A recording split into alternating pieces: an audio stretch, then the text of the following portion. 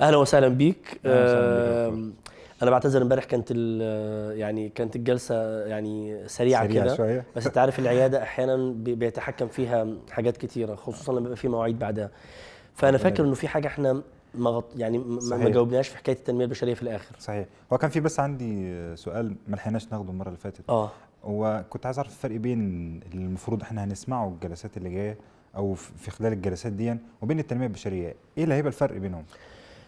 احنا امبارح نبهنا لحاجه، ويمكن ده اللي خلاني اتصور ان انا قلت اللي عندي، فعشان كده عملت يعني في الاخر اعتبرت ان المساله وصلت.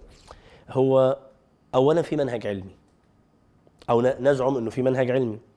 التنميه البشريه قائمه معظمها على ايحاءات، على كلام منتشر لمجرد انه الكتب الاكثر مبيعا بتقوله. طيب، الاضواء، الشهره، المتابعات، اللايكات، السبسكرايب، المش عارف ايه، ده مش منهج علمي. ده مش منهج علمي. طيب، فاولا المنهج العلمي. اثنين، ما يثبته المنهج العلمي على ارض الواقع من انتفاع الناس. نعم. أنا عملت حاجة وكنت نشرتها من زمان لما كنت في دبي. تابعت ناس كتير من أسميهم ضحايا التنمية البشرية. تلاقيه على المنصة لما طلع وطلعوا المدرب، ها واخبارك ايه؟ شفت ازاي الوجع اللي في ركبك؟ خلاص مش عارف. اروح اتابعه انا بعدها بيومين ثلاثة، تعالى هنا الوجع اخباره؟ لا هو لسه موجود. طب امال قلت راح؟ لا والله هو فعلا يعني ساعتها خف شويه. طبعا ده عشان في حاجه عندك اسمها اندورفين، افرزت لما الراجل عمل لك الهليله اللي عملها ومش عارف ايه، والاندورفين ده بيخفف الالم لحظيا. انما بعد كده رجعت. المصيبه بقى انك تساله، طب رجعت للراجل المشعوذ ده وقلت له انك انت ما ازحتش الالم؟ عارف كم منهم بيقولوا لي ايه؟ يا عم خليه يسترزق. طيب. والله في منهم كانوا يقولوا خليه يسترزق. طب انت ما عندكش مشكله انه في حد يتخدع؟ وكأن لسان حاله مش انا اتخدعت، خلي غيري يتخدع كمان. طيب. وفي منهم كانوا يقولوا انه لو رجعناهم هيقول لي لا انت بس يمكن ما كنتش مركز، ولو صفيت زي ما واحد من المشعوذين اللي منتشرين في مصر بشكل كبير طيب على الفضائيات. واحده كلمته مره قالت له انا عملت بالظبط اللي انت قلته، ومع ذلك ما تمكنتش ان انا اتخاطر مع ابني. عارف قال لها ايه؟ صفي نيتك. طب دي تقيسها في انهي مقياس علمي صفي نيتي؟ طب يعني اعمل ايه؟ اجيب يعني اعمل ايه؟ طيب.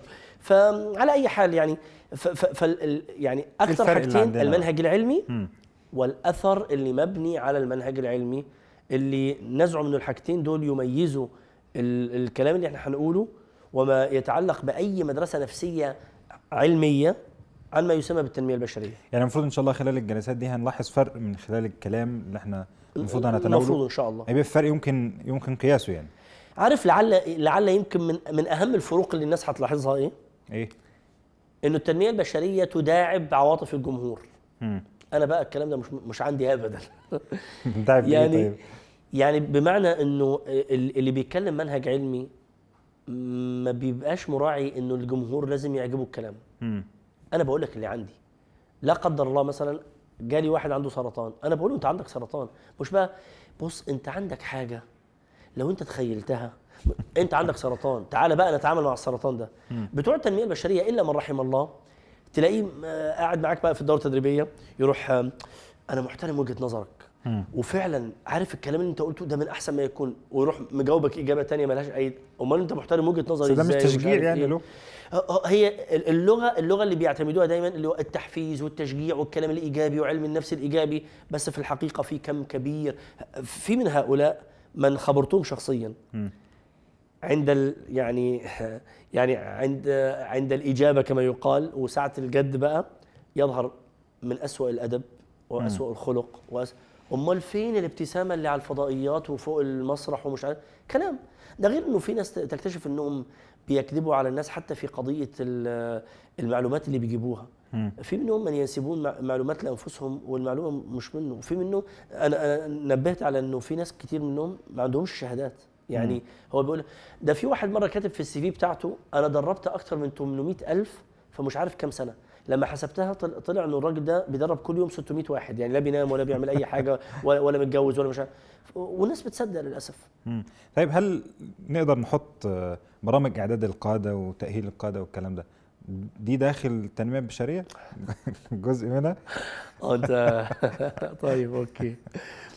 بص يا سيدي، بعيدا عن التسميه اللي انت استخدمتها، طيب عشان بس ما نلبسش في الحيط مع بعض الناس اللي المفروض ان احنا يعني العلاقه كويسه فيهم، بس كثير منها للاسف بيلمس على التنميه البشريه، وان كان يزعم اهلها انهم بعيدين عن التنميه البشريه. كثير منها، مش بقول كلها، لانه للاسف حتى البرامج دي كثير منها بيجيب ناس عندهم علم حقيقي يحطوهم مع ناس تانية من بتوع التنميه البشريه، ويروحوا الاثنين طالعين ميكس كده. ميكس. ولذلك انا شخصيا، ودي نصيحه بنصح فيها المدربين والناس اللي بيتعاملوا، لما تدعى الى مجموعه الى تدريب، اسال حد هيبقى في حد معايا، ومن حقك تعرف مين.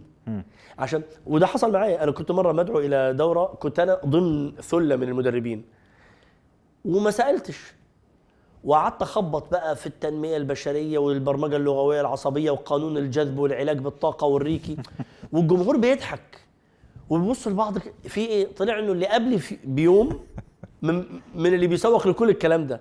فتعلمت درس ان انا لا، لازم اسال عشان ابقى متناغم مع اللي معايا. طب انا سالت السؤال ده عشان يعني هل في مناطق مثلا او نقاط اتصال بين التنميه البشريه وبين الماده اللي المفروض هنتناولها؟ طيب ونقاط انفصال ما ينفعش ان احنا جميل. احنا مش فاكر احنا قلنا انه التنميه البشريه فيها وفيها. نعم. وقلنا تعريف الشعوذه انك بتحط ماده فيها حق على ماده فيها باطل وتروح مطلعهم نعم. التنميه عمرك ما هتلاقي واحد بتاع باطل يقول لك بالمناسبه انا باطل، ايه رايك؟ لا طبعا، هو هيجي يجمل لك الباطل اللي عنده بشيء من الحق. هيقول لك اثبتت الدراسات، نفسك تشوف الدراسه دي فين؟ مفيش. انما اثبتت الدراسات. ودايما يحيلوا كما اقول دايما الى اشباح، اللي هو هم بيقولوا. هم مين؟ هم بيقولوا. هم مين يا ابني اللي بيقولوا؟ طبعا على الاقل قول لي الجامعه اسمها ايه علشان اعرف. يعني واحد من اشهرهم، انا كنت مدير فندق في المش عارف ايه، طب قول لي اسم الفندق ايه طيب عشان اعرف انت فعلا كنت ولا ما كنتش. طيب فطبعا اكيد في حاجات هتبقى تتقاطع. واحنا ماشيين هنقول للناس يعني ايه منهج علمي، ويعني ايه تعرف انت اللي بتسمعه ده كلام صح ولا مش صح، ازاي تحكم عليه. بالطريقه دي انت هتحكم اللي انا بقوله علم ولا مش علم باختصار. طيب التنميه البشريه هل ممكن يعني اعتبرها يعني كمدرسه نفسيه، مدرسه من ضمن المدارس النفسيه، ولا دي حاجه مختلفه؟ لو قلنا لو قلنا ان مدارس نفسيه بمعنى مدارس نفسيه اكاديميه معترف بها، لا طبعا. التنميه البشريه من الحاجات اللي بتضحك غير معترف بها باي جامعه في العالم.